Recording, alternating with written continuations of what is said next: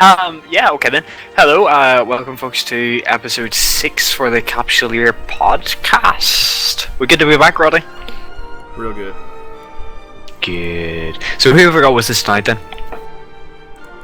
Mr. Johnny Pugh, the YouTuber, the one, the only.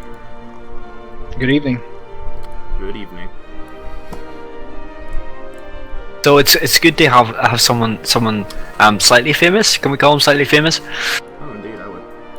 I would call him slightly famous. You get retweeted by CCP. That's more than we do. That's for sure. I guess you could say that. I try to just make videos and share my experiences with the game. That's all I try to do. And we enjoy it. I know I do. Very good. Yeah, Roddy started. When we were talking about who we were getting in as guests and stuff, Roddy started talking about you. I've never heard of this guy, and I went and searched for you on YouTube. And after going through several different people whose names were vaguely like yours and ended in Pew, I finally actually found you. And I've been reading through some of the videos and stuff, and it's been, helpful. Yeah, I try to make a few helpful videos from time to time, but it just varies. I'm going to be doing more variety in the future, but for now it's primarily exploration, educational type stuff. Yeah. I guess for new players coming into the game as well, that's a pretty handy thing for them to have as those exploration guides, because it's changed up quite a bit, but it's still something that they can make a lot of money out of really, really quickly. And that's something that can be hard to do running level 1 missions, I guess. Whereas exploration is much more accessible now. Oh yeah, absolutely. The only difficult part with doing a guide of any kind, a video or a blog or a forum post, is that eventually the feature changes. CCP changes it, and the feature, the guide that you made, the video, whatever, is now obsolete. And you look like an idiot in the future to some people who don't know how to read posted dates. They think the information is obsolete, and they don't really realize it. They think you're giving false information. I've had a few people act like I was giving false information when in fact the feature was changed. Yeah, I think it's important that people read the dates and videos, but I guess they're just people out there who refuse to. Yeah, this video was 3 years ago. It was no longer a faction warfare guide. It is incomplete. Yeah, 3 years ago is a bit. It's just a bit out of date, yeah. I mean, so much has changed since I started actually faction warfaring tonight. Not in terms of, I guess, the mechanics, because faction warfare mechanics are still the same as they were a year ago, but in terms of how we fight has escalated quite a bit, I think, over the last year. Well, more people are joining faction warfare or not? I think the numbers are definitely on the increase. Without a doubt, the fights are getting progressively bigger. When I joined nearly a year ago now, I think it was February, March, something like that. It was like 5 or 6 man all the time. There was very rarely was something bigger, and now between NEA and EHA, it's constant cruiser battles, constant 20-30 man fleets going out and stuff. Which is a big improvement for faction warfare.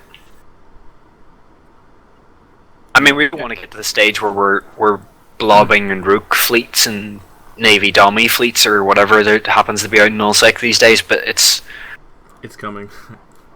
It's coming. I mean, Inia during Gallente assaulted Inia at the start of November, I think it was, and despite the fighting going on in nullsec, Inia and EHA and Black Rise was the most violent place on EVE Online statistically, with more ships being killed per hour than anywhere else by a massive margin.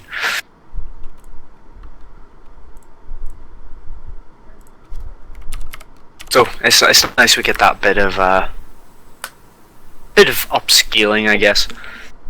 Plus new players. I had my taste of faction warfare for a while, but when I got sick of faction warfare for a little bit, I couldn't do anything else because you can't go back to Empire properly. You gotta watch your tail every moment in high sec when you're in faction warfare because you don't know what's around the next corner. So I ended up leaving. Otherwise I would have stuck with it. Yeah, it's one of the biggest problems with faction warfare is just how much of the rest of the game it chew out of. I mean, yeah, sure, there's a lot you can do in low and nullsec, and actually that's where the money is, but I mean, actually struggled to get in and out of Jita there now with like people shooting at me for being too low security status. Yeah, it gets too frustrating. So, faction warfare character plus alt character, yeah, that's okay. But if you're really attached to your main character, don't put him in faction warfare. I mean, we've guys who literally wouldn't function if it wasn't for Alliance jump freighter services, you know, because they just can't get up there to get the bulk of ships. Because you know what it's like, you go through a ton of ships very, very quickly in faction warfare. Yeah, you can if you're dying a lot. that is true. I'm not sure if that was a dig or not. I do die a lot. Yeah, it was. I don't die a lot, but that's because I'm not risk adverse. I'm very what is the word? I pick my targets carefully. Yeah. Our Alliance TeamSpeak, we've changed up our FC structure a bit now, but we used to have a badge was just general one, and instead of fleet commander, it was just enemy primary. And that is literally how a fight goes for me. Is the second I warp into a fight, it's Radomir, hi, goodbye Radomir, and Rad's off in his pod to the nearest station. So it's a bit of a pain. I lose a lot more ships than I would if I wasn't FCing, but you know, someone has to. It's good fun. It's good fun. Yeah, there's plenty of spies. Oh yeah. Oh, I had one on fleet yesterday. I was doing my nutting. I was especially if you form obvious out, because every general militia. Oh, it wasn't even out of general militia either, which was the most annoying thing about it. It was all recognized alliances. It was only proper alliances, and every time we went, they knew what we were bringing, and it was just But that's the game at the end of the day. You have to deal with that. Yeah. Yeah. Well, I wish it wasn't like that, but it does add a little bit of variety. I just wish the spying wasn't so rampant. There's faction warfare. Come on now. There's at least 4 spies in every corporation. Yeah. There's like an absolute minimum, I guess. But yeah. But do you recommend? Here's a question: do you recommend faction warfare for new players who want to get in PvP? Because lately, that's what I hear a lot of people say. If you want to learn it, join like brave newbies, get in faction warfare, join a corp, learn PvP that way. Now, personally, I wouldn't recommend joining faction warfare as a young player because unless you have someone who's willing to get you skill books and equipment on the regular, going back to high sec is going to be difficult for a younger player to understand. They can't go back to high sec safely and run missions when they want. Well, actually, saying that is one thing I know Armored Purgatorium will do, and I know it's something Tempest will do, is I know I've provided skill books and ships, and there are derp ships available. Galente especially have their derptrons, which they've, a lot of. So I think there's a lot of help being provided, certainly in this war zone, by the big alliance, or by a couple of the big alliances, to make sure that the new players can join. Someone's just typed in main corp chat, by the way, you join RVB as a noob instead of somewhere else. RVB or Brave Newbies is actually a pretty good place as well, because you're not going to get cut off from other high security ventures. So your sex status is going to go down the toilet faster than, well, most stuff. Yes, well, new characters, they have to worry about their sex status, or they just want to go full pirate. I don't know how new players are going to respond to that, knowing that they have to go criminal to participate in faction warfare properly, because you're not going to just be sitting in a plex and not aggress neutral who comes in to fight you. Are you going to wait for him to shoot you first? No. No, yeah. Yeah, that's one of the things I've noticed. I mean, I try and preserve my sex status as much as humanly possible, as in if I'm warping to a gate and it's a pirate, you know, I'm not going to go in and take the fight with a pirate, but if someone comes in me, by all means I'm going to defend the plex. And I lost a 7% security status one day shooting a pirate who came in on a 10-man fleet by himself. I was not happy. It was painful. Yeah, at least now we got the tags. You have the tags to help yourselves with the security. The middle level tags are really, really cheap. It's to get you from the -2 to the 0. That's where the expense is. It's about 40 mil a tag. Last I looked, which was several months ago, admittedly. But it's to keep the gankers out of the high sec areas, like Vegeta, the 0.8, 0.9. Yeah, and the -10 to -8 tags are similarly priced, but the mid ones are easy enough. And let's face it, -2 is plenty. You can get into all but 1.0 systems with -2 sec status, and that itself is Vegeta. Vegeta's not 0.9, so what more do you need? Yeah. So it's one of those things. So our first actual topic for tonight, then, I guess, is plex for good. So I don't know if Roddy's got the link there. Hopefully he does. A lot of people gave to plex for good. I give one of mine over as well for the podcast kind of thing. I have my t-shirt on another character, unfortunately, but plex for good is still not going on. We just want to give you an update on how much was raised in case you've mixed it. Just over $190,000. What do you think of that? It's incredible. CCP, there's a statistic in there which you probably can't see. It's 1,060 years worth of game time handed over in Plex. 1,060 years worth of game time. That is just wow. It was worth it.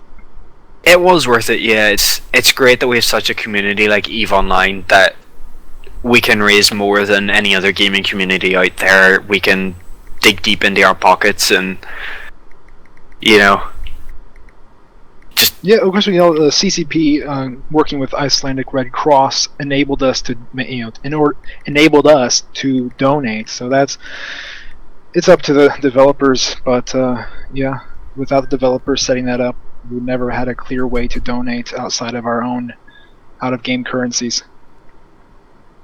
Yeah, definitely. I mean, I was going to donate through other sources, and when I got this opportunity, I was like, that's what needs to be done right now. And I mean, it was easier for me to do that way, and I was able to give more that way. So for me, it was quite useful. Yeah, who else was jealous of the stream and seeing the devs wearing the Sisters of Eve actual Sisters of Eve t-shirts, and we get the fake ones? I want one so badly. I was like, it's not fair. Put them on the store, donate the money to charity, we will buy the t-shirts again. Yeah, they should have done that. Yeah. They were so good. Like, the t-shirts were great, and the stream was great. That was good fun. The Danger game as well. That was good fun. If only they allowed us like a tier of unlocking for charity. Like at 1 Plex you get the digital T-shirt. At 10 Plex you get an actual Sisters of Eve T-shirt sent to your home.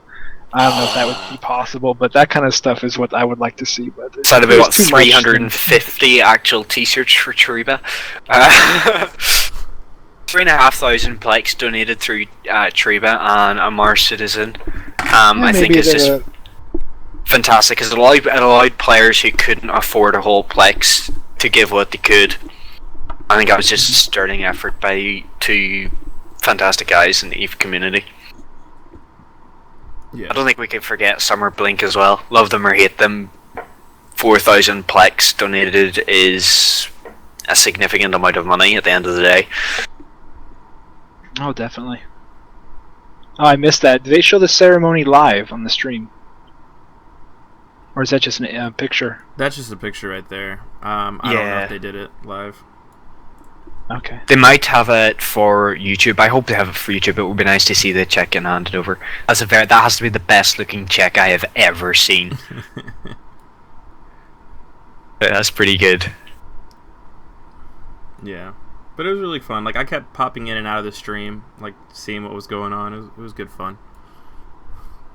I popped in whenever they were doing the cooking challenge, and it was just chaos. It was not in any way people who knew what they were doing with the ingredients that they had.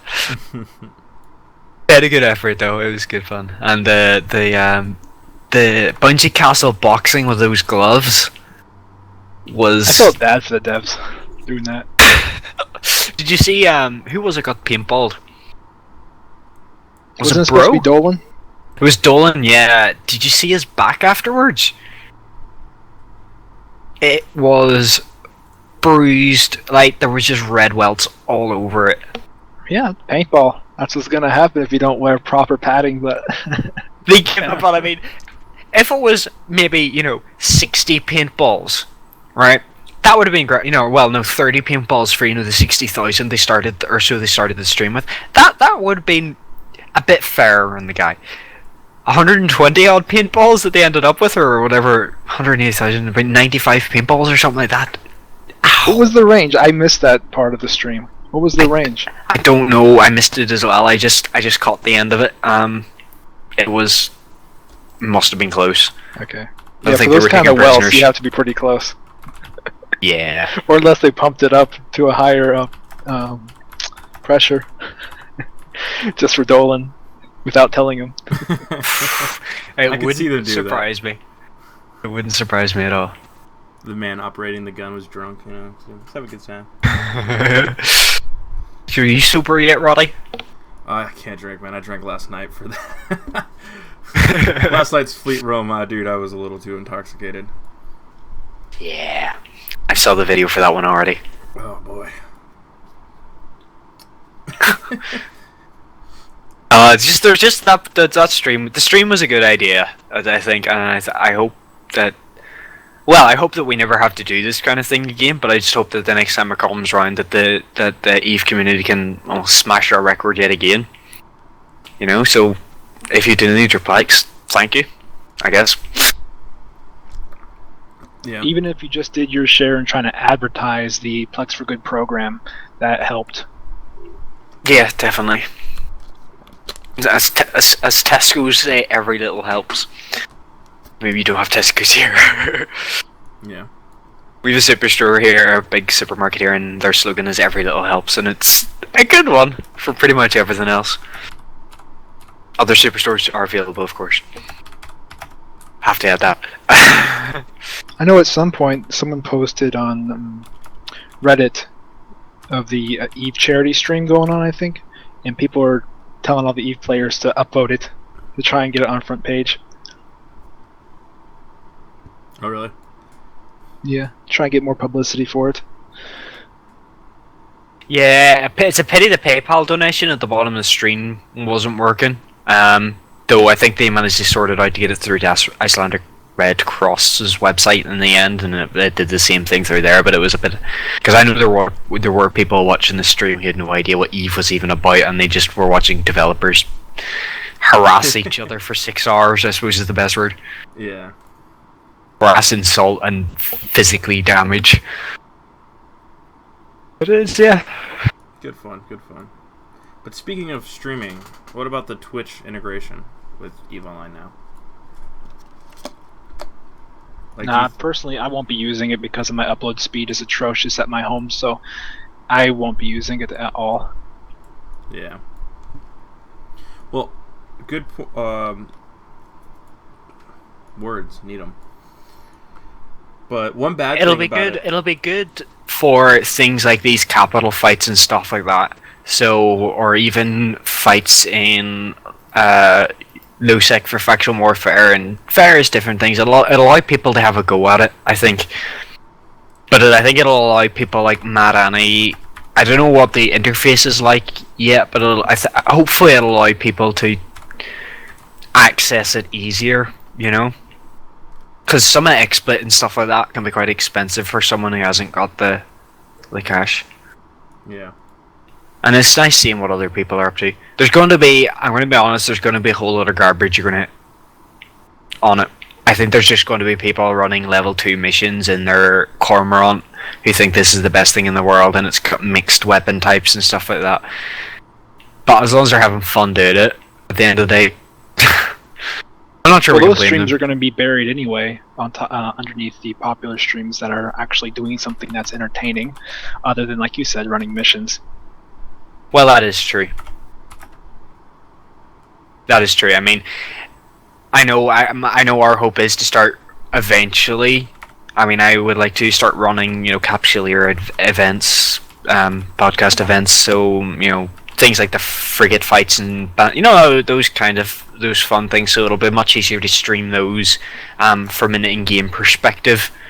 And I know as an alliance, we do an alliance tournament as well, but not everyone can make it, and other people are like, but I want to watch, but I don't want to sit in space. I want to watch inside. So it'll be useful for things like alliance tournaments inside, your own alliance and stuff like that as well, I guess.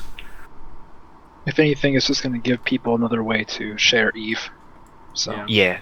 It'd be really I cool. think the publicity for Eve is the main point of doing it. Yeah. I think it's really cool. I can't wait to see like how it really, down the road when people are gonna experiment with it. But the one bad thing is like people now who have like XSplit can put overlays over it to like maybe hide your location or your chat channels. Granted, you can always minimize it, but sometimes it's good just to cover that stuff up. yeah, but if they're too ignorant to not cover it up, then we're going to see some of the first ever stream losses. But I know there's already been a few, like that carrier pilot, I guess, who was streaming and got killed. Yeah. No. But it wasn't because of Twitch integration. It was his own doing on his own stream. Indeed. There's a video that my court member showed me yesterday. He was flying around in a Thrasher, I believe, or Hurricane, and he got dropped by PL. They dropped like Nixes and Archons on him because he was streaming and they were bored. Yep. So that was a pretty funny video. But no, yeah, it's going to be interesting, and there will definitely be a lot of stream sniping happening. Like already, like I just see the Twitch streaming community grow and grow and grow, and more people are coming in. I remember about like 8 months ago or a year ago, there's only like a handful of people. You wouldn't even see more than 10 streamers. That's what kills me. I would have been streaming 2 years ago if I had decent upload. Yeah. It just kills me. I can't do it. No. That's actually one of the few advantages to living in the UK is that our upload speeds are better, as are our download speeds.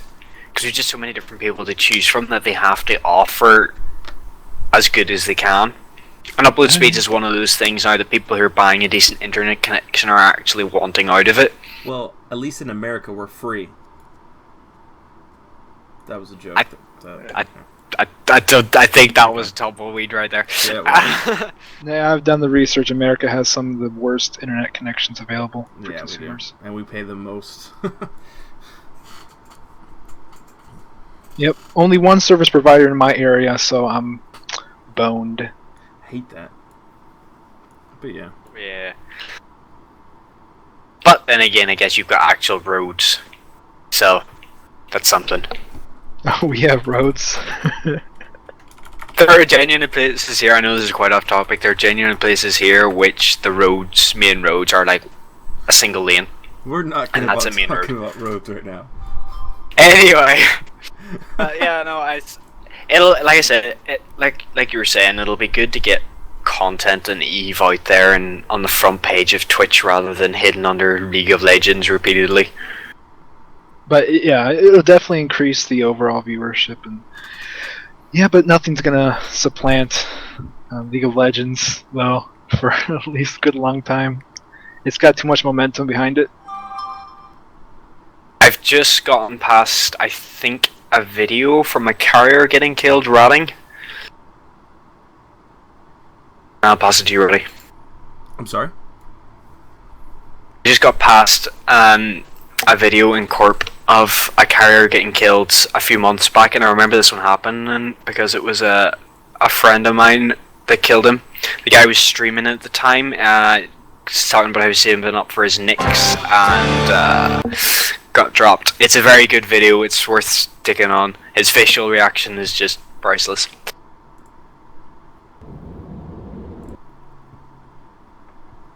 I don't know if you've got it there.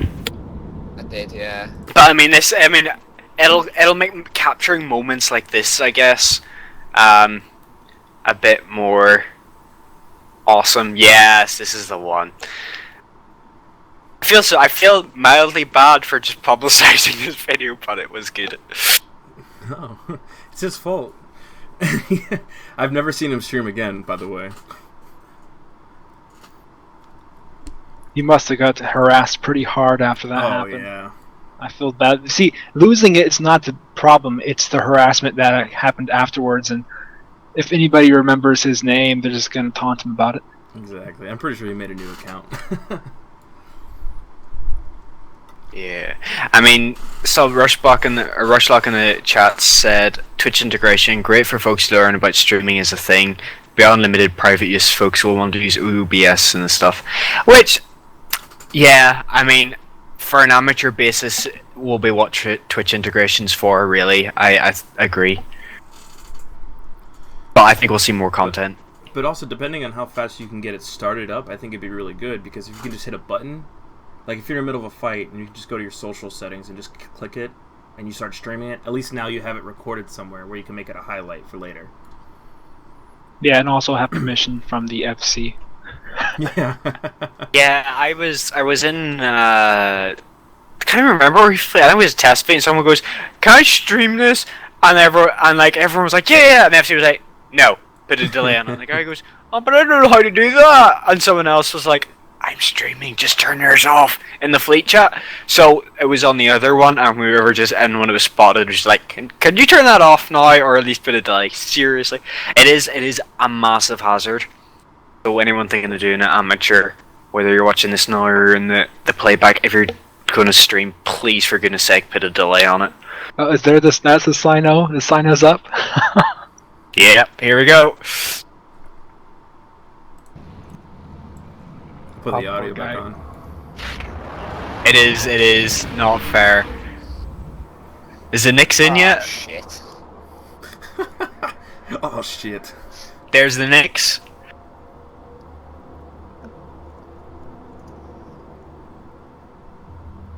Oh, he's biting the Yeah, nails. this is gonna hurt. He's The biting best bit nails. is you can't This see is it gonna from hurt the a lot. Twitch screen unless you have a full screen. He doesn't ask for help until he's near the instructor. He's probably like, "No, I got this, guys. I mean, the second the Sino lights, the first thing you do is It's you go, just the Knicks." "A Sino's just lit here. Can someone help me?" But no. Fuck. Oh, we've got a full screen, even better. Oh shit. Value for spying, yes. I think actually, and you've reminded me of a use there, is gate cams. We are most definitely going to see more gate cams now. Look how quickly that Knicks goes down. That is glorious. I don't like gate cams. I don't It's like them it's either. like having a Yeah, an just alt a bit. that's constantly Yeah, watching never a seen gate, one on a so you Korean, can. Well, no, okay. If you have an alt camping a gate, just watching to see if there's any gate camps going up, as long as you have the intent of breaking up that gate camp, it's valuable information. You can actually get some PvP going that way. Otherwise, it's just a waste. Well, I know there's one from the high security connection in the low sec just by Enya, and we would. It's not set up by us; it's set up by somebody else. But we do use the information on it to break the gate camps when they're there, and we do watch it to break up the keys and structure. There we go. And that's when he stopped it. He didn't want anyone else to see. Yeah. Too funny. Yeah, and that's don't stream inexpensive stuff. It is one of the stupidest things you can do, or at least put a delay on it. Lesson learned, I think, by that particular viewer. If I was going to stream pure PvE content on Eve, it would be like a 30-minute delay. But it'd be pointless because you wouldn't have viewer interaction. It would just be Exactly. people watching you play. Yeah, and I generally don't like the streams where they try to cover everything up. So you just see like maybe their cam and then a little bit of space and that's it. And then it's like, man, it's not even the game anymore. Like I Have like a troll stream where the entire thing's black except for a about 2-inch diameter circle where the ship is. Yeah. Like that's really it. So it's like, man, like what's the point? You know what I mean? In my opinion, that's why I don't put a delay or anything. But then I go solo and I don't do fleet stuff. Yeah, that way you're only responsible for yourself blowing up. Yep.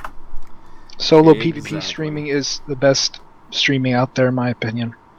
Yeah, it's good. It's good fun. Just cover up your destination. Not unless, of course, you want people to come looking for you, in which case, don't cover it up. It's nice. It's nice seeing people Sorry, I'm chatting to someone at Test Alliance as well. It's nice seeing people out there and doing solo and seeing how they do stuff and how they react under pressure, rather than seeing the good fights and the good performances when you catch them live. A bit like that carrier, there's no covering up the mistakes. There's no cover going wrong. Mm-hmm.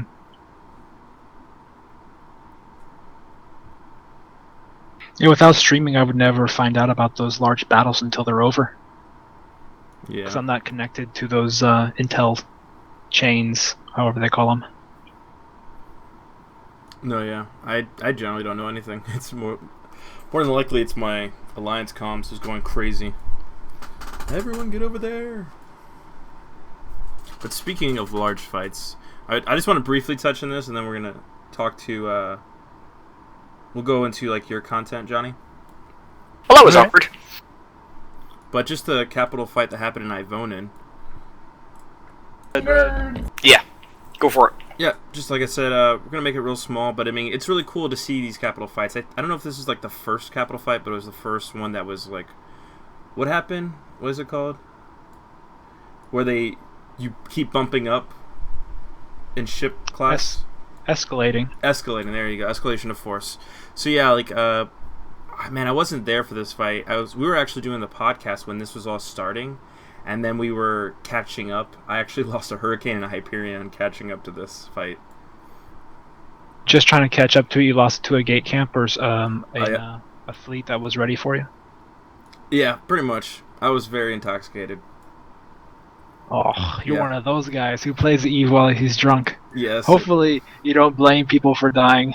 Oh, no. It's Okay, always cool. my fault. I just kind of like throw my head down, raise my hand. It was me. But oh man, what was the, how much did we kill? Was it 30, or they killed, I wasn't involved. So like 37 Bill? Radomir?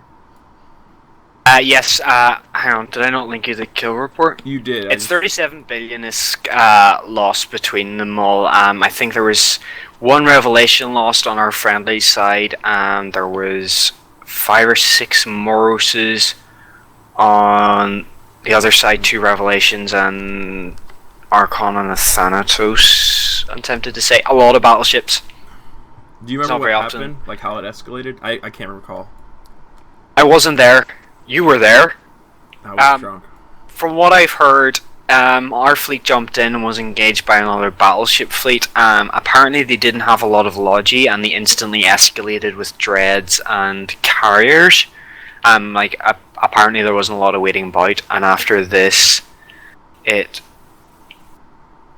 Sistora's in Twitch chat. One of the other people there. So we're gonna get a proper definition rather than someone who's gonna hearsay, because of course Roddy was too pissed to remember. Indeed. Did no news websites of Eve cover it? Usually this kind of capital fight, if it's big enough, Actually, it's I covered. don't think so. Nope.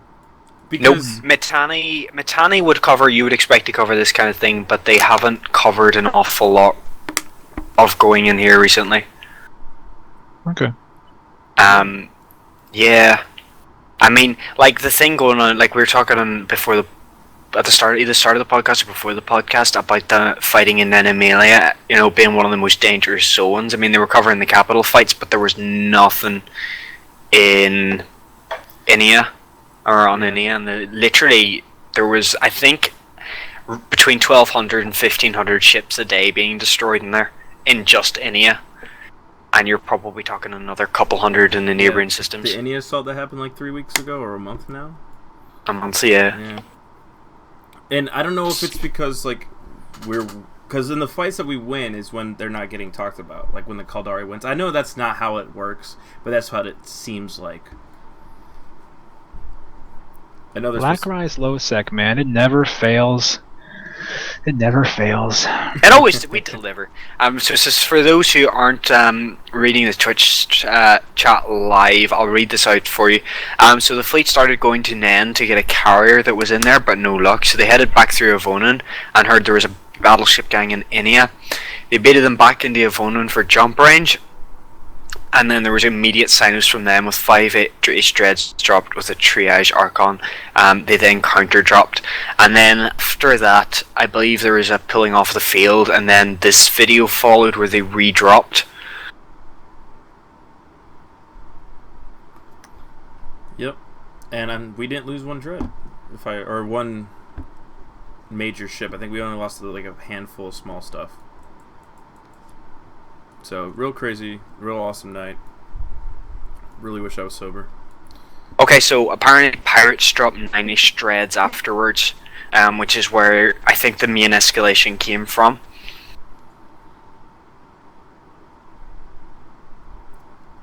Yeah. I'm just happy that Capitals are now making their way to faction warfare. Like, They really are making a bigger impact. When we retook Old Man Gang were in militia chat, and I think people have seen their forum thread where they're going, "We need help to retake our system, no one's helping us," which is partially true because everyone was focusing on Inia and Iha, but we weren't ignoring them, and we went down there, and it was the first time I'd seen a local sinusoidal jammer actually go up, where they dropped caps to make sure they retook Heidelis. They dropped dreadnoughts on a carrier, and they had the Sino jammer up, which was really interesting. I've never seen one up before, and it was quite nice to see. And then again when we took OICX, I think nearly 2 weeks ago now. That was a long night for me. We took OICX. There were 9 dreadnoughts and 3 carriers on field. You know, that I'm pretty sure we destroyed that iHub in between 3.5 to 4 minutes. Which, that's gotta be a record. well, what do you think, Johnny? What do you think about Capitals and Losec now? These type of fights. Oh, I know they've been here. man, I don't really have an opinion on it. All I can think about is why is this person who are watching still use neutral tags? We'll not get into that. That'll start civil. I've only just gotten over trying to start a civil war with this guy by accident. Let's not start another one.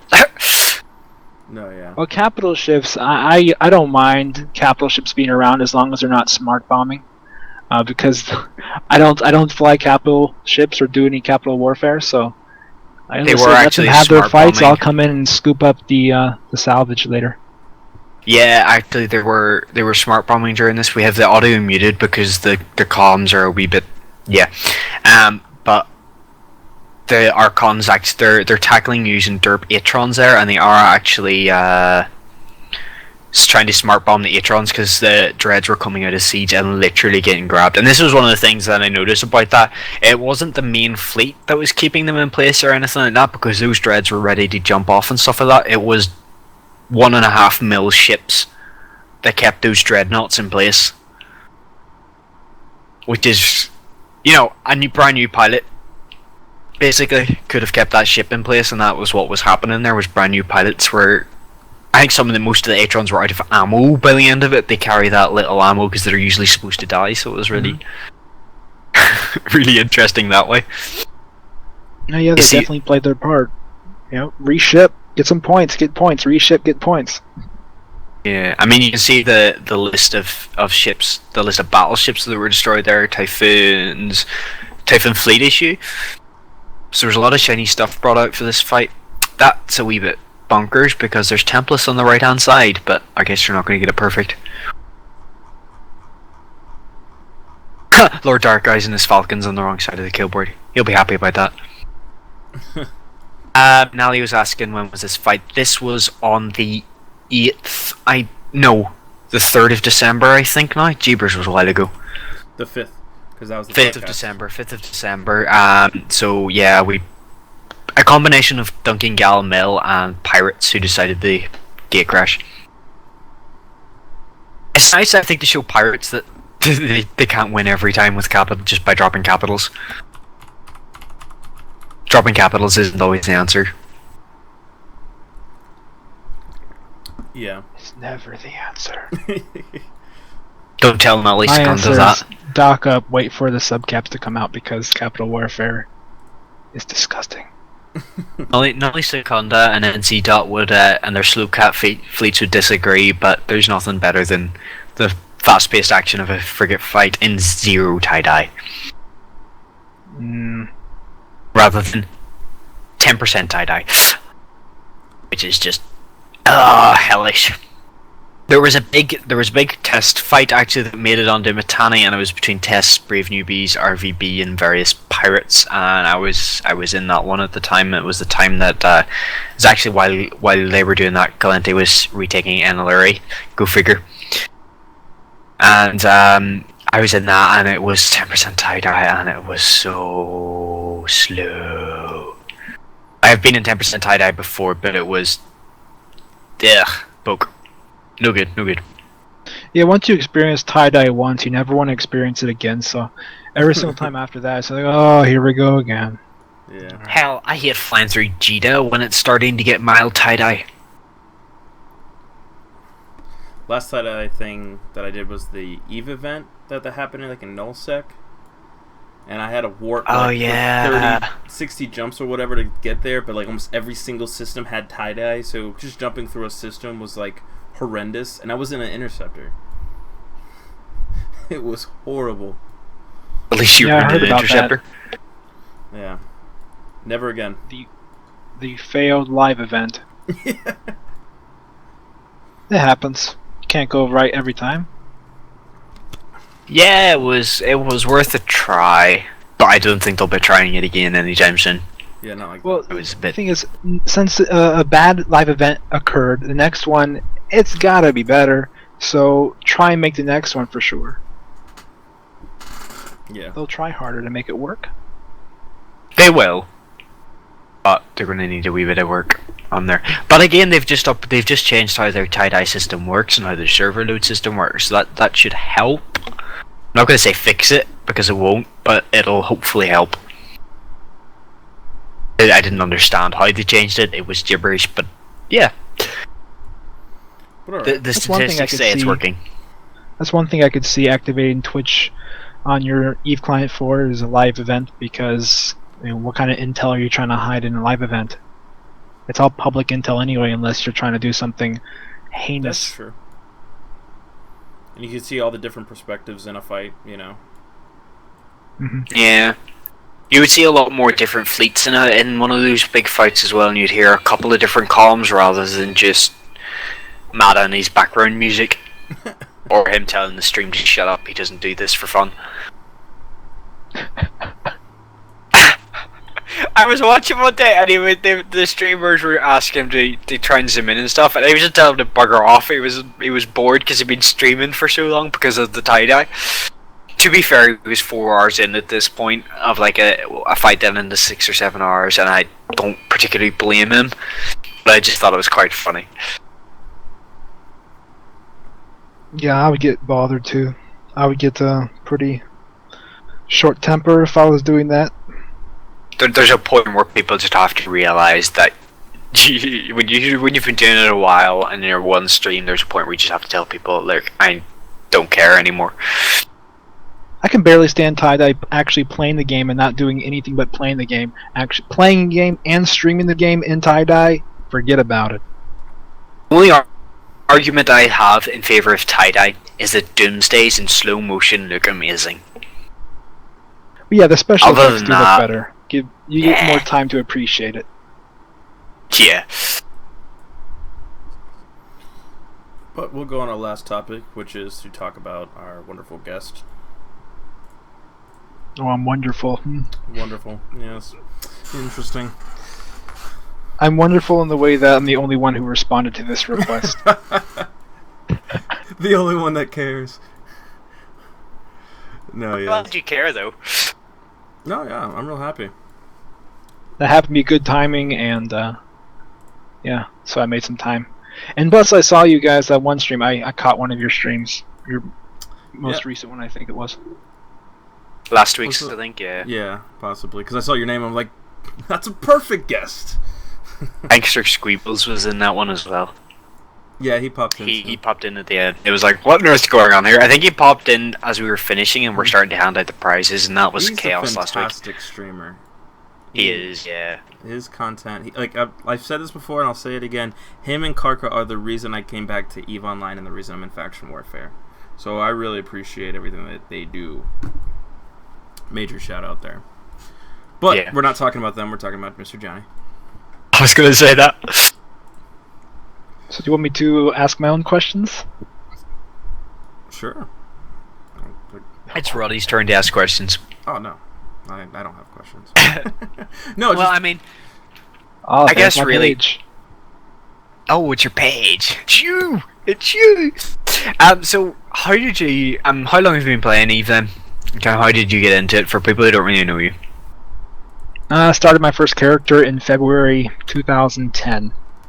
Yeah, a coworker been playing the game, and he was giving me day-to-day recounts of his experiences in the game and all this wonderful sci-fi madness going on that I wasn't a part of, so I had to become a part of it, and had extra time every day after work because I had finished college and I was working full time. So I started EVE. EVE was the very first MMO I ever paid to play, and the only MMO I've ever played more than 3 days.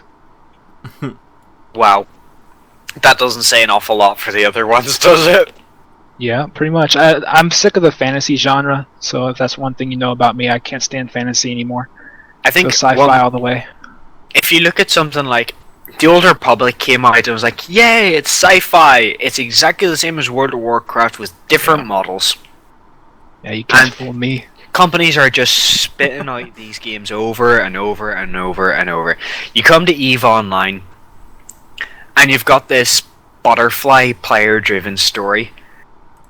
You know, people make their own fortunes, people make their own decisions. If you lose a ship, you've lost your ship. You don't respawn with your gear and jump straight back in the fight. And it's, I think that's the appeal of it, and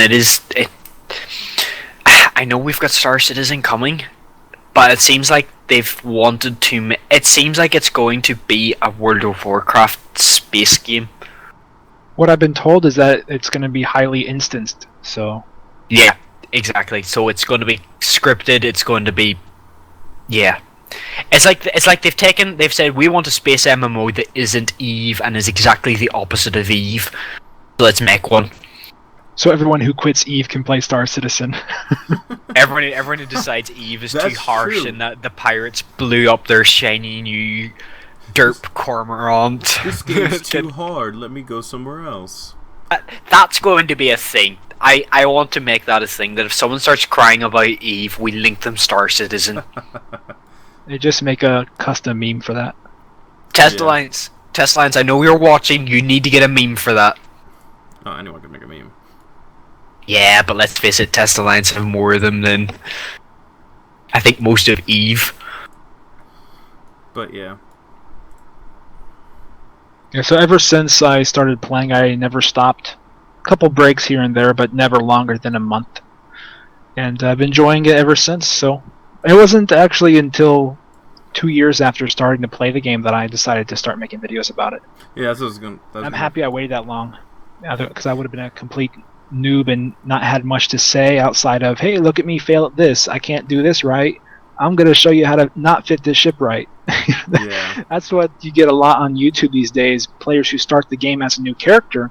You know, bless their hearts for trying to share the game, but they're doing everything wrong. Yeah. And it's just not good to watch. If you're an older player, it's not entertaining.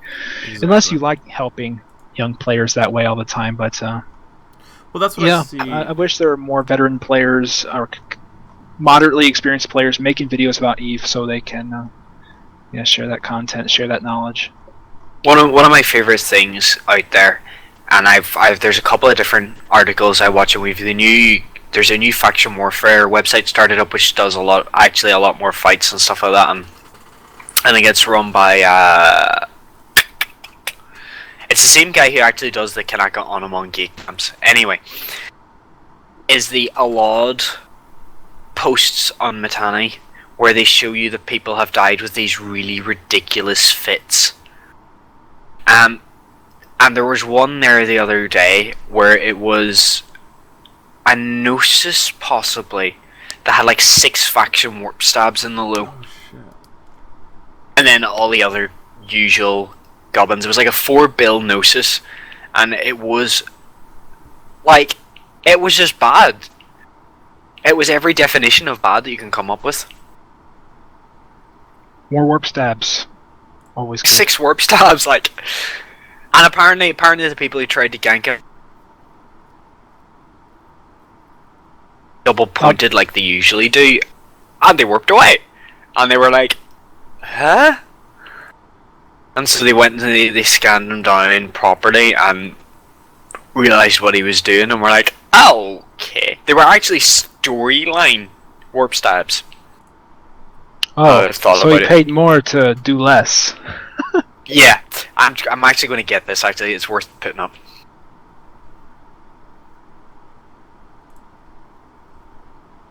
So, you did faction warfare for a bit, Yeah, I did about 6-7 months.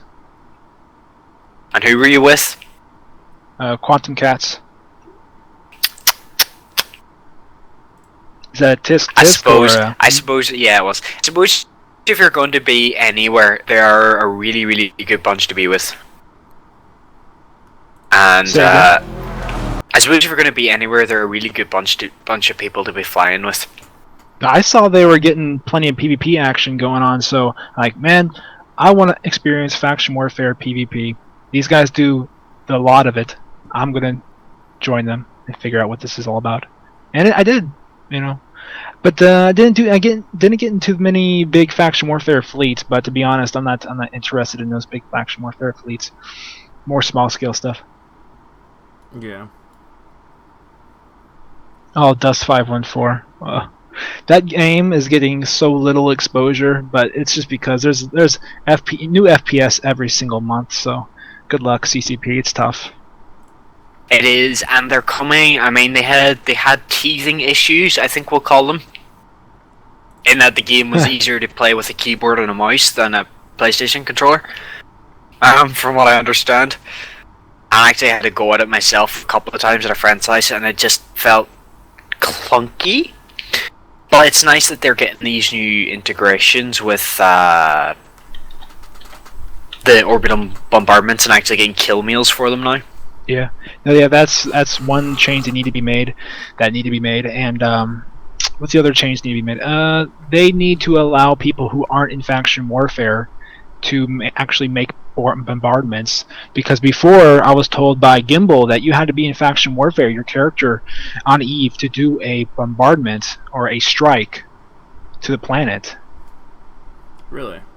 Yeah. So That's See, what I he told me. didn't know that. that's the majority of Eve can't even do it. Like be a part of this.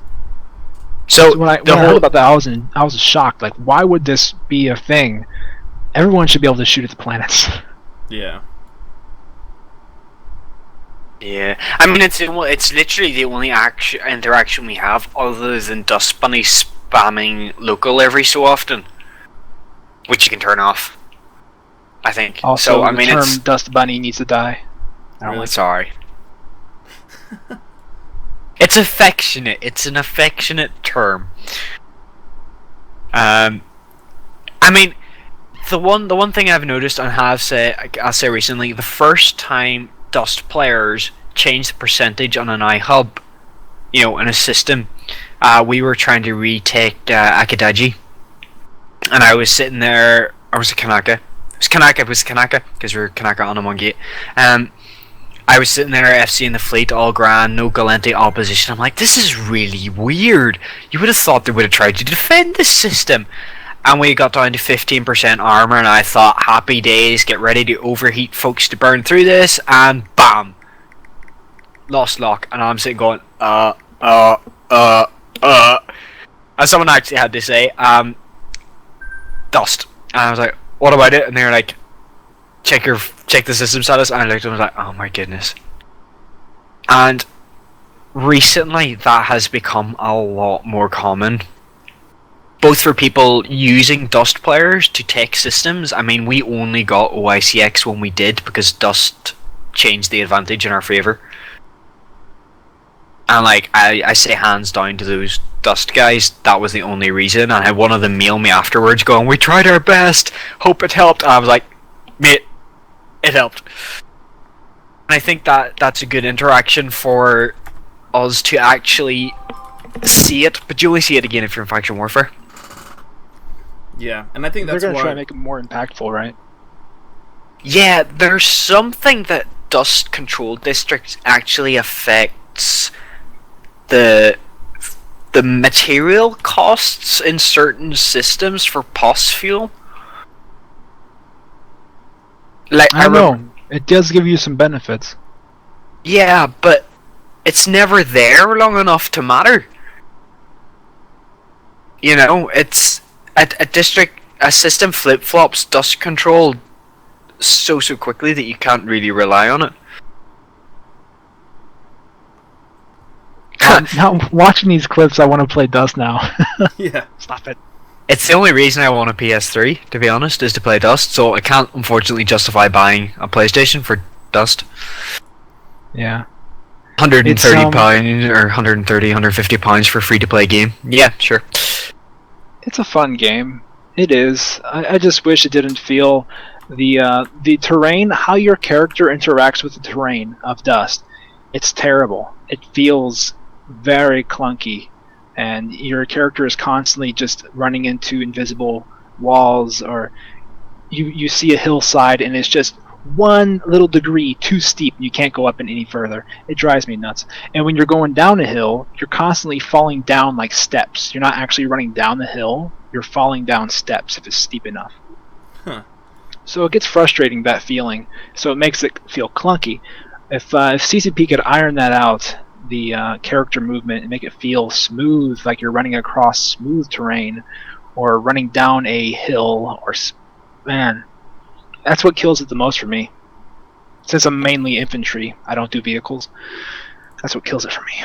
Yeah. Since we've got kill meals now, would you contemplate, while you're playing Dust, sticking an Eve character in orbit of your district? Not if it requires me to be in faction warfare, no. Yeah. If it's a regular player, yeah, I'll do that. Okay. I would probably... I would think a lot of people would do that if it was an option, but if it isn't, then it's pretty sucky. I think Roddy's flicking through. This is actually a CCP devs kill board. He posted this out on Twitter yesterday, and I caught it. Oh. Which dev? Do you remember which dev? I'd have to look back through Twitter again. It's an alt purely from Bombardment. The only things on there is Bombardment ship lost meals over the last while. But he is out in it. I'll have a look now for you. So, hey, I want to say something. If any podcasters are out here listening, as well as you two, YouTube, it's not considered a podcast, but I would highly recommend, if you do podcasts, to also throw your broadcast up on YouTube, because it'll pop up for somebody who didn't find you before, and they'll consider watching your content if they come across it. Because some people only use YouTube for a lot of their media streaming. They don't really go to individual podcast pages or iTunes. yeah, that's actually something we are looking to do. I just haven't got around to it. yeah, it's just another thing another thing to the table you have to do if you start doing it. So yeah, I need to do that now that school. It just was finals with school, so. But now I got the time. I'll be probably uploading them either all tonight or all day tomorrow, so they'll all be up by the end of before the weekend starts. Yeah. Definitely I mean, hopefully get them up. I mean, the podcast is, as you see, it's on the Angry Gamers Inc. channel. It is a gaming group. Our website's unfortunately down at the moment. It went down yesterday for as yet undetermined reasons, and we're trying to get a hold of our host. But we do a lot of other stuff as well, so our YouTube channel is pretty much the same thing. What do you think about other EVE content creators out there that you follow? Do you follow any of them particularly? Any of them? Well, I know Radomir follows Scott Manley. He has a man crush. I do. That man's amazing. He doesn't upload enough Eve, and he's so focused on that Kerbal game. I just can't stand it. I like Kerbal. this. I can only play Kerbal Space Program because I've watched his videos, and by watch them I mean I've had to rewatch a couple of them to watch what he's doing because he does it so quickly. But he started doing a beginner's guide for the Eve with the new ships and stuff, and he got it very recently. I think he got 2 episodes in, and it just nothing. So I was kind of hoping because he had such a following that he would actually get that going, because he's a big following of nothing to do with Eve, and it would really have driven traffic to the game. I just think he prefers to play Kerbal more. So, but I know he's weirdly active in Eve, but he just doesn't post video content about it. He is, yes. I'm pretty sure he's he was an Incursion FC whenever I did Incursions. Because I remember people taking the mick out of him for Kerbal. But I mean, yeah. I mostly just watch. I follow a few people, and the most that I see for Eve content on YouTube is mostly like solo PvP or small fights that, you know, it's like a 5-minute compilation video of just engagements. And so that's generally what I see. I don't really watch like informational. You're the only one that I see who puts up, like, that I've found who puts up information like on the hacking sites, the ghost sites or whatnot. Like, I'll watch your video because I personally don't, now that I don't find it interesting, I don't feel like going out of my way to do that. So I'll watch your video, see how it's done, go, okay, cool, and go on with my day. Yeah, it's the same approach I am with like incursions or large-scale fleet management, or learning the intricacies of manufacturing. There's a particular player out there I follow for that. Yeah. His name's Andrew the Red. I think that's his name, but he's kind of like a very small timer guy. He does more book reviews than Eve's videos. But what I want from the YouTube community, people who make videos about Eve and YouTube, please grab your microphone. I don't care what your voice sounds like or if you hate your voice. People want to hear you talk about what's going on screen. They want to hear that. Text on screen, it doesn't do it for me. I have to hear someone talking to me about what's going on. It just brings so much more life to all videos about Eve. So, and don't forget to do a basic noise removal on your audio. Yeah. Please. Hear that fan in the background? Oh man, just turn that fan off and suck it up for a bit. Because that fan is going to be a murder to edit out. It's winter now. No one needs a fan on their computer to keep it cool anymore. Well, just open a window. I have a question, Johnny. I think I know the answer, but do you make the content and then just talk over it later, or do you have any kind of content like as you're playing you talk? Some of it is live, some of it is done in post. Okay, so it's mixed. Gotcha. Depending on what the video requires, or what kind of mood I'm in, or if one day my mouth is incredibly dry and everything I say sounds like I have so much spit in my mouth it's disgusting, then I won't record anything that day. Yeah. Stuff like that happens, so I try to keep it depending on the situation. I just go post or live. PvP is fun to do in post because then you can evaluate all your mistakes and not sound like an idiot. Yeah. So that's a good thing about PvP in post. Like Kill 2 did for a while before he got hired. Yeah. Yeah, he was doing that, and doing post commentary over your PvP is just, it's great. It's good stuff. Yeah. There's actually a Twitch streamer, Malik Fett. He does that every once in a while, where he'll bring up some of his past broadcasts, go to a fight, and then just talk about it, like what he thought and how he went through it. So those are always, I like listening to that, seeing, learning. Yeah, I find you call him Malik, it sounds like he's Middle Eastern or something. Malik? Oh, Malik Fett. Yeah. Malik. But his PvP is interesting. He's a good guy though. Yeah. His PvP stream is nice. I wish he did it more, but he's kind of fading away from that. Yeah, definitely is. But he's still active, like in the community. He keeps running around.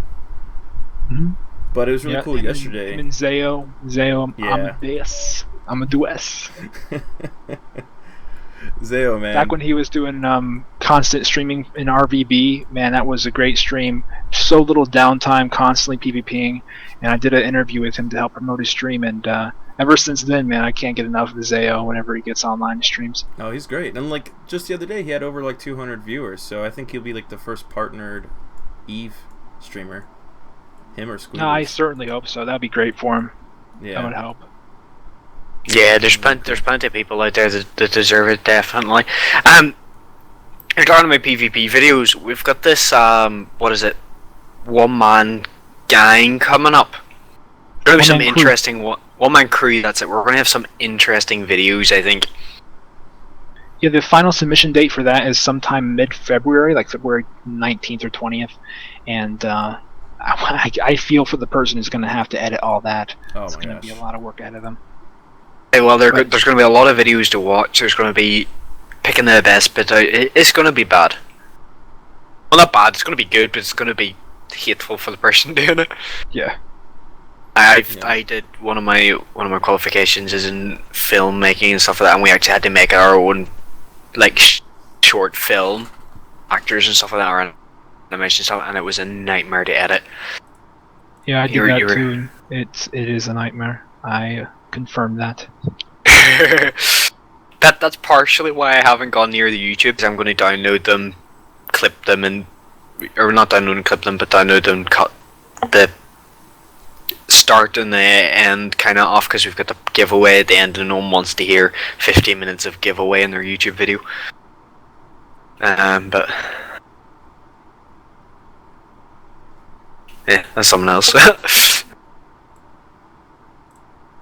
So what are you doing now, Mr. Pugh? Let's see. I started back up the Corporation Club Dead Space that I started a year ago, and we are going to be doing low-sec PvP and low-sec exploration, and hopefully I can record that and share the me and the corporate. Like, people were clamoring, like, getting on me.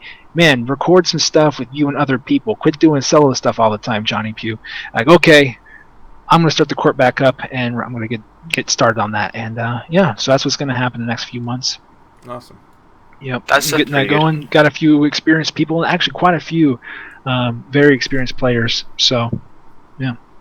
Try to Give keep us it a small, though. Give us a Smaller shout, and we might be able to get a fleet together to fight you. Sure. What, your group, IIG or IGG? No, Templars. Oh, Templars. Well, we don't. Placid, right? You're around Placid. Blackrise. or Blackrise. Now we're going to be more around the Amar low-sec area, and I guess we can make our way up to you. IGGHQ does actually have an Eve alliance that we are nothing to do with, oddly enough, who are Minmatar militia. And I get requests. I've done a nullsec roam or two with these guys along just for fun, kind of opened it up to various friends and stuff I have. So I mean, we'll see. It's Yeah, I don't something to like think about. organized or set up fights of any kind, so it would be spontaneous, but yeah. Yeah, we'll keep an eye. We'll get a spy in your corporation, and we'll keep an eye for fleets, and we'll gate crash. Good times, good times. Silas just sneakily linking the Tempest Dragon R's website in there. I can't even link Angry Gamer's website because it just isn't working. Last I saw. Yep, still down. That's really annoying. What do you think? Newer players who wanted to make videos about Eve, what do you think they should do to make it interesting? Because I've watched that stuff and it's really hard to find interesting. What do you think? Like, what would it take for you to watch a young player who uploads videos about Eve Online? Them I don't want them- experimenting. Yeah, experimenting, but not trying to pretend like they know what they're doing if they don't know what they're doing.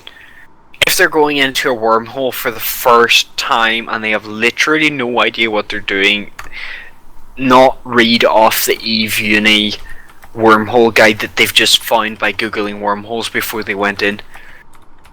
I see that in some games, and someone literally has no idea what they're talking about, and they're just trying, they're talking about a raid or something they're going to do in other MMOs or other games. They're talking about a battle or something, and they're just like gibberish. And you can tell when they don't know what they're talking about. But I think, like Roddy said, experiment with stuff. Yeah. Try it out. Because I personally don't see myself as a great PvPer. I lose a lot of ships a lot of the times, and so I don't mind looking at newer players failing. I don't want to see mining, or mission running. Like, those things are overdone, and it's not fun in my mind. But PvP exploration, but maybe some kind of combat exploration, I don't know, just trying new things, like their first cruiser roam or something like that, or just a battle cruiser roam, or just something that's dynamic, something that has the possibility of not being the same thing over and over and over, like mining, like mission running is. Yeah, because as you're watching it from a viewer's perspective, you don't want to know what's going to happen every single second. Yep. Okay, his mining laser is going to cycle, and they're going to talk about their weekend, and no thank you. Exactly. They're going to shoot at this trigger, and then this is going to spawn because they've got the Eve survival guide up beside them. Yeah. But if it's like a special occasion, if they manage to hit fraps before they get ganked, by all means, upload that. Yourself getting ganked in a belt, that would be great. Yeah, but just more content. That's what I want to see, is just a lot more content. There is not enough Eve content out there. I mean, I would love to see. I mean, there's lots of landmarks in Eve, and it'd be nice if someone goes around. I would watch a video with someone visiting those landmarks and stuff like that. Yeah, they're very nice. What's his name? Internet Spaceships, who does Eve travel. If only his blogging talents would transfer easily to video, then he would be the man to do it, because he knows all about it and he loves the backstory to Eve, and it'd be perfect for it. But it'd be actually a perfect consult for someone who wants to do that kind of sightseeing video series. Yeah, perfect consult. And he's active, crazy active on Twitter, so you can definitely get a hold of him. Eve Travel, if you don't know about him, Eve Travel, I think it's called. Yeah, he's called CCP's Lapdog now on Twitter. So, CCP's Lapdog.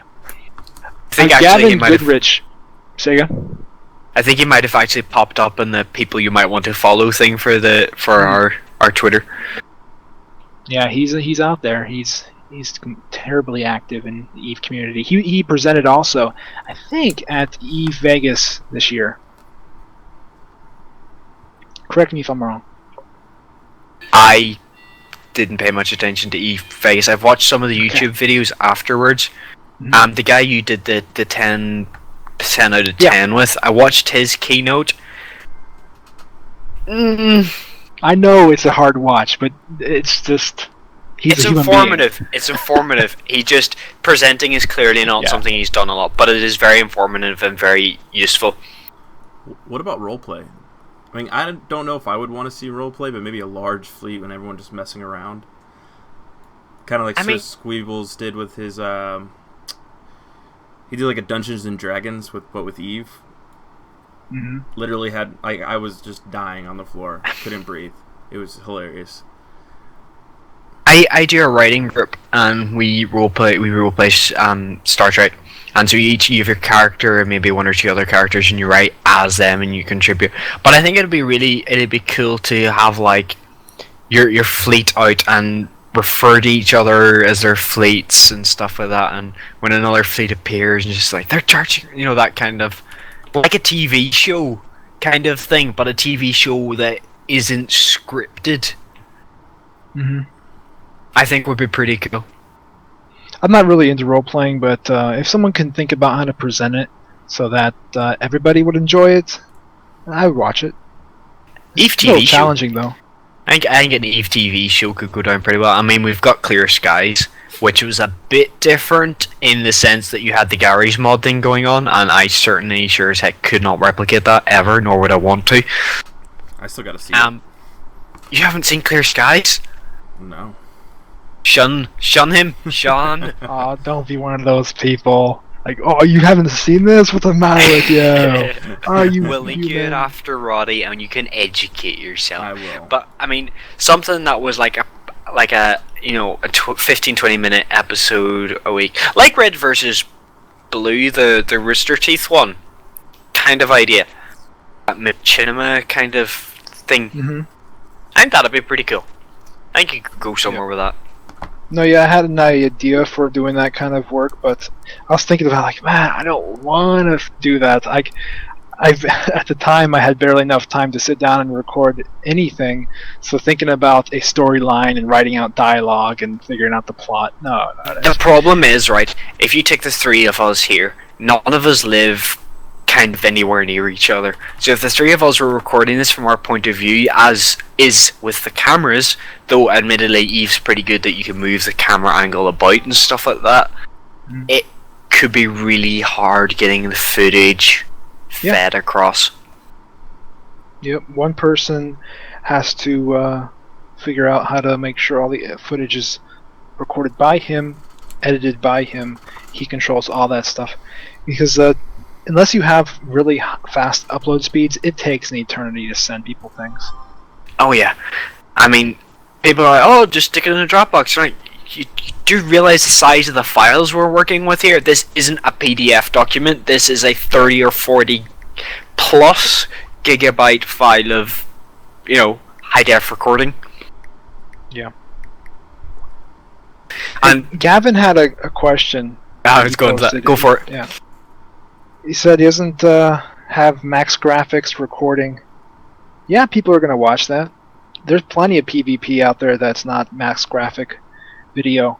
And people watch it and enjoy it because it's about the PvP, it's about the tactics, the maneuvering, the micromanagement, the situation. It's not about the quality. Of course, it does benefit you to have amazing graphics because it makes the experience better. But people are still going to watch it.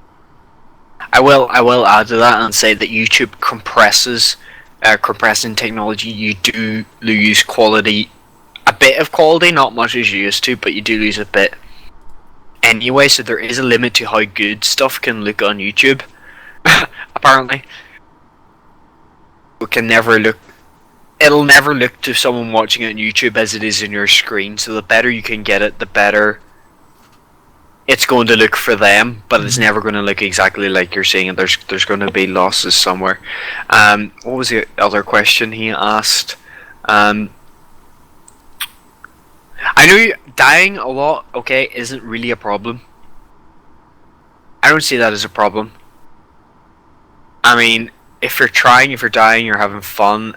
If it's a 10-minute montage of you exploding, I guess that's a bit, I don't know. You'd have to approach it from a humorous standpoint. Yeah. Yeah, you would. It's all about making it But entertaining. I mean, if it's you going and whelping against a guy and you run back, you grab another ship and you go straight back out and you counter that guy, that's something that I think could work pretty well. Because it shows you've adapted to what's just happened, and you can show that on the video and talk over it in the video and say, well, I seen he had this, so I went back and got this and fitted it this way. Yeah, that's usually how solo PvP is. It's you versus the world, and you should never expect a 1v1. True. Hey, he also asked if he can record dual boxing. And it's possible if you have the recording software to do it. Yeah. You can't do it with the Twitch, but you can do it with OBS or XSplit. It's fairly simple. Close fights are good as well. But close fights are very good because it shows that, your fit might not be perfect or something like that. But even then, close fights are the ones that give people an edge of the seats a bit more, rather than a 10-man pirate gate camp ganking a transport ship that's come through. Yeah. No one You got to train yourself also to understand what speed you want the video to be played at, because a lot of people, they choose the wrong speeds for their fights to be displayed at, whether it be the worst at normal speed and the second worst, the such fast speed you can't tell what he's doing in micromanagement. Yeah. You got to practice and find the middle ground that works well for viewership and your own satisfaction. Yeah, I would say 5 to 10 times, 5 times probably as a maximum. For frigate PvP though, if you speed it up too fast, you're going to cause the player to get Yeah, busy. so frigate PvP 2 or 3 maybe. In fact, for frigate PvP you might not even bother. I mean, you think how quick the average frigate fight lasts, you're talking literally 5 to 30 seconds per fight as an average. Probably average about 12 seconds a fight or something silly like that. Droopy says, never slow things down. Yeah, I've seen people slow things down. Yeah, if something really great happens, like they were able to warp away with an inch of hull, or they finished off the kill with just a sliver of hull left, and you gotta slow it down to really get the suspense building, and that works in that situation. Yeah.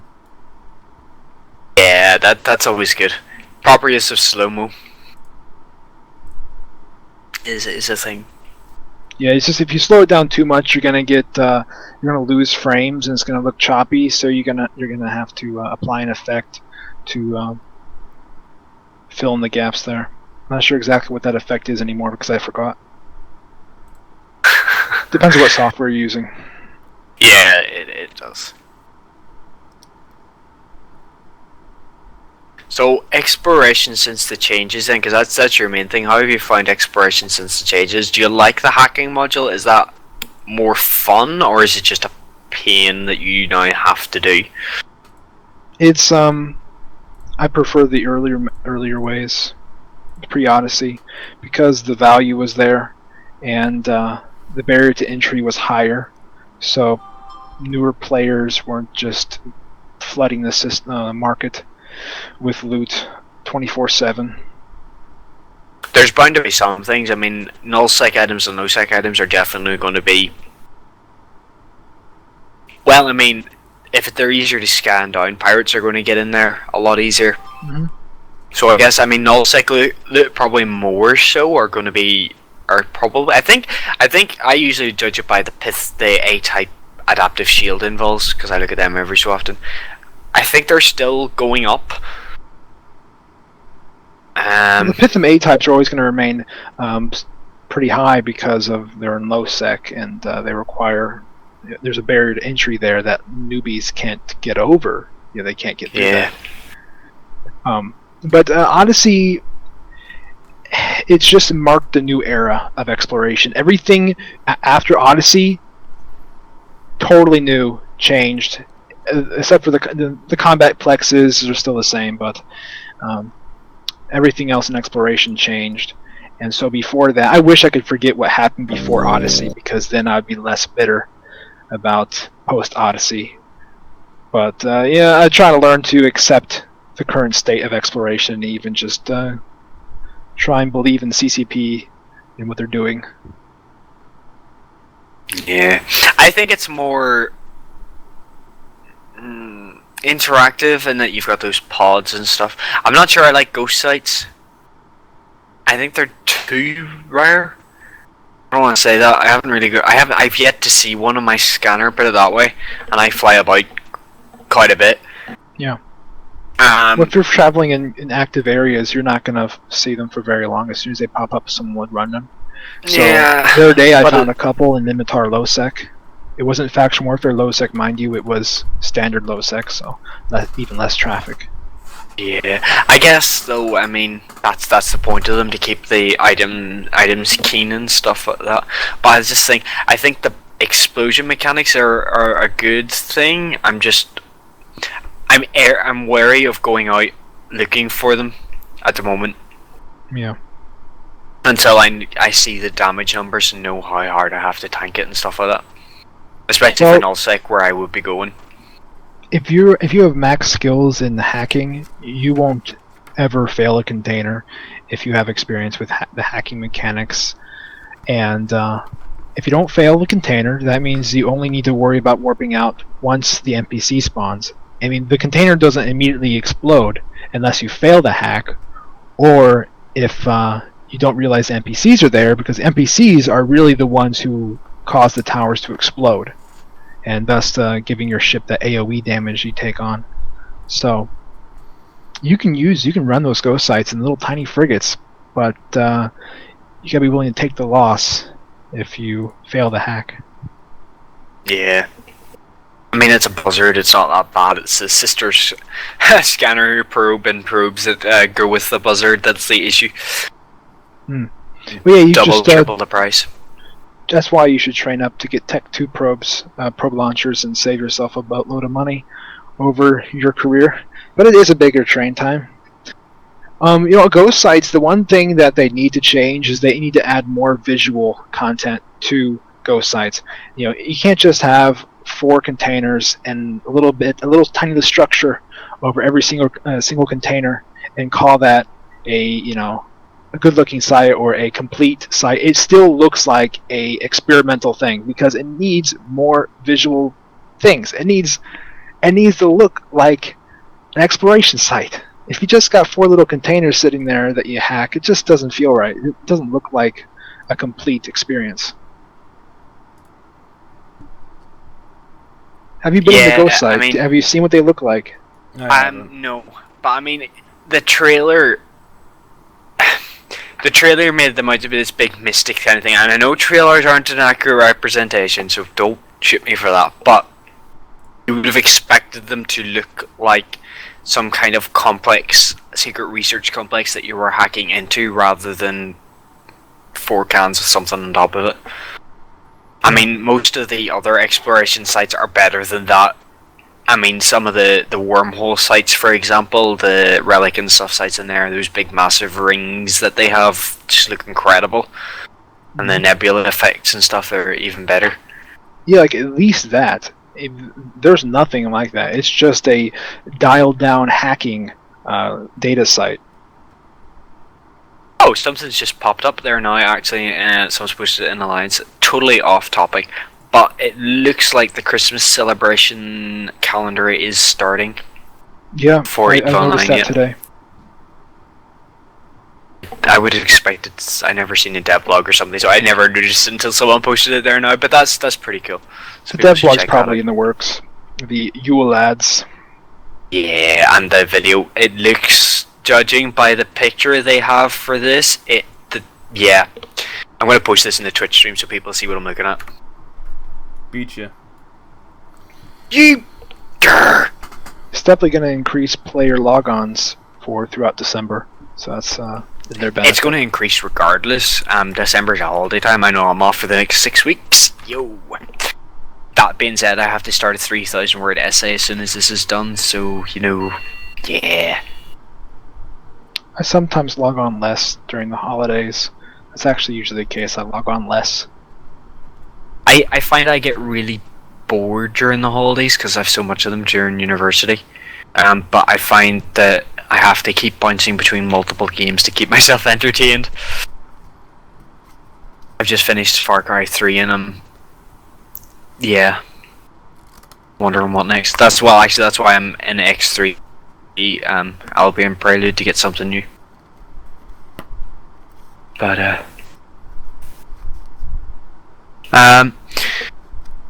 I haven't seen many more questions at the moment. It was a question hour. You should announce that and people will ask questions. Yeah. But just because 1 or 2 people had asked them. And so, if you folks have any questions for Johnny P or us on stuff we've talked about, so we have Twitch integration, everyone in Capital Fight, Johnny P, other random faction warfare stuff, exploration. Nalio, you just asked your question, unfortunately, by asking, can you ask a question? No, I'm joking. Go ahead. I got a question for you two right away. How long have you been doing the AGI podcast? This is week 6. It's podcast 6. It's week 7, cause Roddy missed a week. Bad Roddy. Oh, so close. So you guys close? got a long way ahead of you. Yeah, I can't imagine how you will be performing in your podcast like 6 more weeks from now, or 7 weeks. No, yeah. Well, I mean, the analytic, I've been checking the analytics and stuff like that, so I know roughly how we're doing. And hopefully, as we start getting, as my time frees up and we start getting more Eve stuff streamed, and this is the official channel for Angry Gamers Inc. and we'll be our plan is to schedule something, so we have something running every night of the week. Okay. So it'll be Monday night will be like a first-person shooter night. Tuesday night will be something else. Wednesday will be a podcast. Another night it'll be a strategy game night. That kind of thing. So there's lots of stuff coming up on this channel, and then we'll be streaming Eve on our other Angry Gamers Inc. channels, but it'll all be tweeted out through our Twitter when stuff's on. Yeah, just generally getting the name out there now. So it's the community name that will be being promoted through it as well. We have a big League of Legends group actually that play as well, that we use Raid Call for, and so they do quite a bit of streaming as well. It's funny what Droopy said. He said that means he thinks you suck now. To clarify, me asking how long they've been doing it and saying there's going to change, it's just how things are. Yeah. It never stays the same. I bet your yeah, videos from where you started to where you are now, Oh, it's terrible. Like, I was watching some of my previous videos and editing because I wanted to go through and change the thumbnails of the previous videos, but yeah. I stopped about 25 videos in because it's like, no, I don't want to hear myself sound like that and talk like that. It sounds like such a noob. Yeah. Yeah. I mean, it's definitely going to change, I think, as things go along. I think it has to change as you're growing and as you're working at what you're actually doing and stuff like that. Yeah, it's inevitable. Unless you absolutely don't care about anything you're doing. If you have no investment, then yeah, it'll never change forever. It'll just stay the same. It'll actually degrade in quality if you don't care. But yeah. Because, I mean, people like seeing when you change, too. Because if you got the same thing going, or if you're talking about the same thing or doing the same content, you'll probably have a couple small, loyal followers, but then everyone else would just leave. Yeah. I mean, one thing we talked about doing for the podcast is replacing the pictures with our faces. So Roddy has a webcam he uses for his other streaming and stuff like that, and so that people can see us talking, because I know there's a lot of live webcasts out there for a whole range of different things, and that's one of the things. It's actually the people talking rather than our pictures on the screen. And while it's not always possible to get the guests like that because of things. Oh no, we have to look at him. Get rid of it. Get rid of it. Ew. Look at the beard. the day I buy a webcam will be the day that I have internet speed capable of live streaming Eve. Awesome. Yeah. I gotta clean my room. The last time I checked, I could do 720p streaming, and I have had my internet upgraded, so it's 50% faster than it was now, or was back then. So I need to do another test and see how fast I am now, but I should be able to do the maximum quality now. Eve stream 1080p glory. Yeah. Any other questions, folks? Keep them coming in. Nalio, whenever you pay me enough is the answer to when will we be joining test. I work for a fee. Fort. Templates pays me. They just don't know it yet.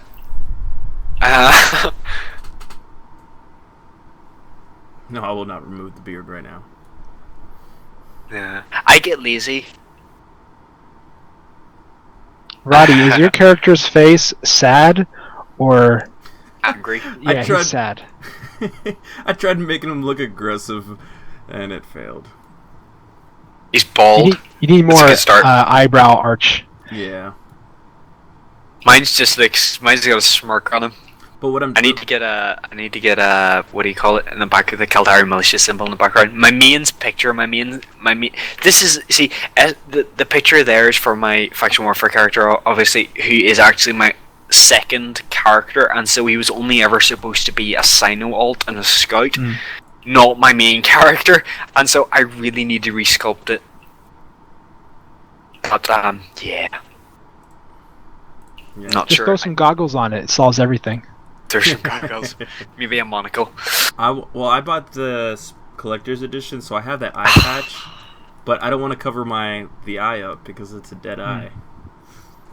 Cover the other one. Right? No, it's only a red eye, I think. Yeah.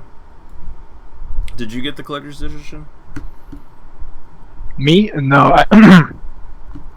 I hope in the future they'll have one available, but I put all of my excess funds that I had into new PC equipment lately, so Gotcha. I didn't want to put 150 into a collector's edition. I figured I can get one in the future, maybe. Even though it is a collector's edition, meaning it's going to be limited, I still believe I can get one. Yeah. Yeah, I really want one. My student loan comes in January, and you know. Smart spending there. Yeah, I have to get one big thing per student loan. That's my way of working. So maybe. I got $99 a while back. That's only like £65 at the moment. Oh, that would be so doable. What do you mean, good job, Brad? Suffer. I don't know. By the way, Radomir, high five Amar. Yes, this is a Mar character. Yeah. Now you can tell who. I like that. See, that's one thing in Eve, man. You could really tell what race a person's character is. It's Yeah. just- Yeah, that was the thing. I wanted a laser boat character at the time as well, but like, I don't know if Roddy can get my main picture up, but it's just so much better. I need to actually log in Eve's. The socket closed for that page. Eve client's been crashing all night. No more questions? Yeah, I think Roddy, if you give a bigger nose flare on your character, he'll look angrier. Yeah, I'll probably play with it. I literally haven't changed it since I created my character, so Mm. I'm not one of those guys who constantly goes in and he keeps adding or doing whatnot. I go in and change my wardrobe every so often when I get bored of what they're wearing. I just like, this just looks ugly now, I'm going to change this. I went on and put on my Sisters of Eve t-shirt today, but on my main. They look really, really good, like, I have to say. I wish I had a female character for the female one, but I don't. And, yeah. Does anybody remember that website? Someone had it recently. He shared it with me. It's essentially, you can post your character name. It'll show your profile image before the new character creation system that was released. You know, the one that was... Yes, I know the you know one what I you're mean? on about, but where is that it's- website? CCP posted about it recently because it's closing. It's not going to be available much longer. I would just Google it. Google has everything. No, he thinks it's down now. So we are, as usual, Roddy's got the roller up there. If you've any more questions, throw them in, sure, and we'll answer them as we do this bit. But we are giving away our customary 2 pirate frigates.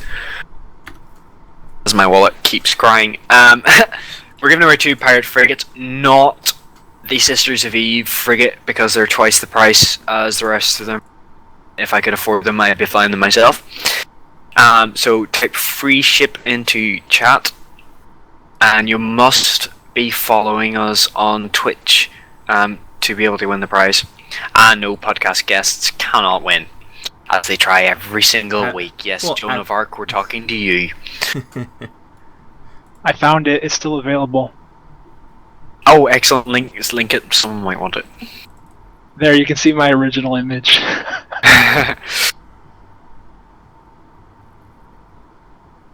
So come on, folks. Free ships in chat. Free ships in chat. It's for a free faction frigate. No, not faction frigate. Pirate frigate, not the Sisters of Eve one.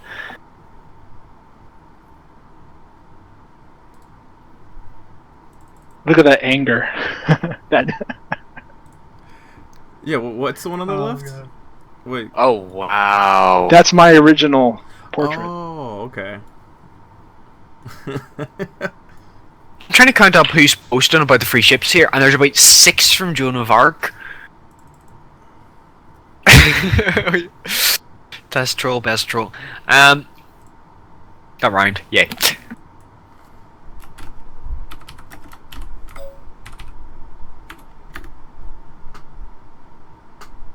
Free ship.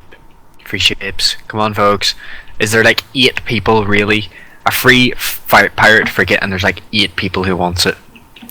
Oh, I'll take it. Fuck these people. Roddy's image isn't there. That's why I was going. Oh. Oh, right, okay. Oh, double. I have an old EVE account from like 2008 somewhere that I still can't get access to. I'm raging. I think it was only ever a trial account, so I think it got deleted somewhere in the pipes. I'd love to see what my character looked like and what I had at the time. Joan of Arc, I've been trying to get Ken Morton to ship my succubus. I won 3 weeks ago. I need to keep trying. Oh. The moral of the story test alliance is don't use Ken Morton to do your hauling. That looks like it's it. Laugh out loud. Are you there?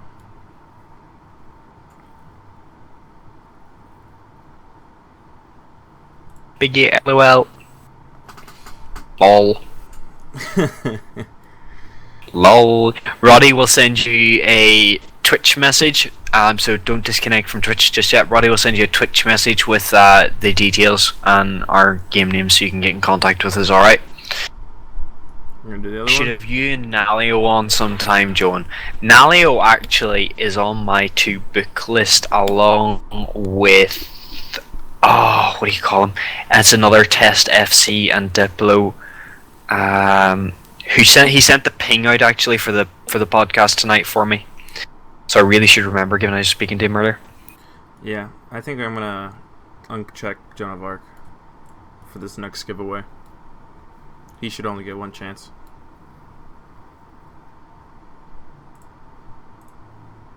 Nalio, you're a winner. Oh, flip's sake.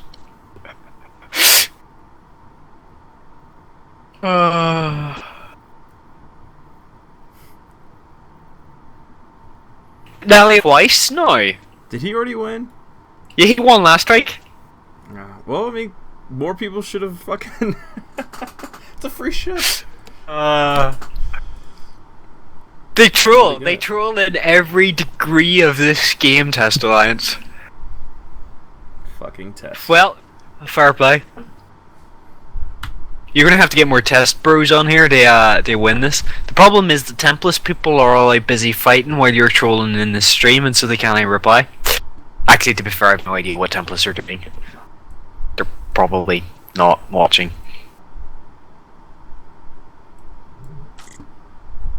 Nalio, I think you know how to get in contact with me in game. So Nalio, you can just convo me in game again. And Joan, who was the other person? Biggie LOX. Oh, your Test Alliance as well. Jeepers. Yeah, whatever. So Johnny, thanks for joining. No, thanks for inviting me. It's been great having you. Yeah, man, a lot of fun.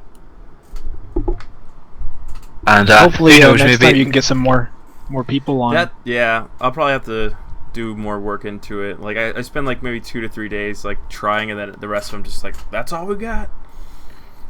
Yeah, I mean, it can get frustrating reaching out to people because if you don't get responses, like why even try? Exactly.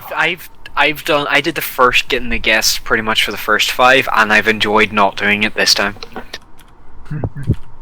Yeah. Wait. What are we doing a Twitch streamer week next week? Twitch. Are we going to try for that? I will attempt to try it. Yes, I will have to get in touch with some of the guys and some of the streamers and see what they say and if they're available. But that is the plan. Well, it's more incentive for them because it's just more exposure for their stream. Yeah, I mean, well, all being well then, folks, it'll be a Twitch streamer, so kind of regular Twitch streaming people, some new, some old. So hopefully some of the names you'll recognise for next week. But if you follow us on Twitter, we'll let you know of things that are happening in Faction Warfare, and we retweet the dev. Pretty much what every YouTuber or person does. But you also get faction warfare updates. So when there's a lot of systems being flipped, or when there's big fights and stuff like that, and we hear about them, we'll tweet out about them. So if you have any videos as well, we'll tweet those out for you and get you more coverage on those as well. Absolutely. And same time, but guys, every Wednesday, right here. Yes, spread the word. The more people we have watching the stream, the bigger prizes we'll give out. We're not going to do faction cruisers. If we can get to 100 people watching at one time, we've agreed we're going to up the ante to pirate cruisers. So it's well worth tuning in. Well, if you miss the episodes, next we're going to few. be. They're all highlighted in Such Twitch. a pity, Nelio. You might win again, or not, because you won't be here. Yeah. But yeah, all the past broadcasts are on Twitch, so the previous weeks and this one and future ones will all be on Twitch. And like Johnny suggested, we are going to make an effort to get them on YouTube. It's just, yeah. I have to do it. Brad's just sitting there bugging me. That's the great thing about YouTube. It just sits there and gives you exposure over time. You don't even have to be there once it's uploaded. That's true. Yeah, exactly. So 300 people for Dread. If someone donates a Dread, I will hand it out for 300 people. Yeah. Fuck, I'll buy a Dread if we got 300 viewers. I'll hold you to that. Will do. I can make the capital rigs for it. Next stream, there's 400 people. I'm like, fuck. Have to sell the golems. Gotta sell everything. Yeah. But alrighty, guys. That's it for this week. I'll see you next week, guys. Bye.